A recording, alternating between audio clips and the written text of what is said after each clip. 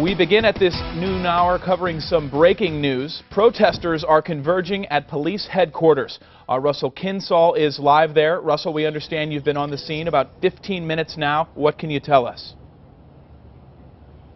Well, right now the protesters are meeting quietly, having a meeting in the middle of the street. Just a couple of minutes ago, there was a line of police officers out the front door preventing anyone from getting into the building. But let me show you what's happening right now. As you see, they are physically moving the barricades back, and this probably will prompt a response from police.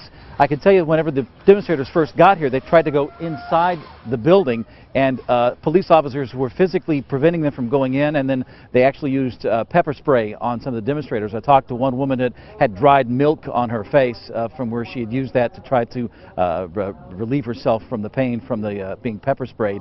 But they've been out here and they've been chanting. They also brought a list of demands to the police department. They want to immediately meet with the mayor, the police chief, and the president of the board of aldermen. They've also are demanding a change to the protocols for the way officer-involved shootings are investigated, and they want a creation of a citizens review board as well. That list of demands they put on the front door of the police department.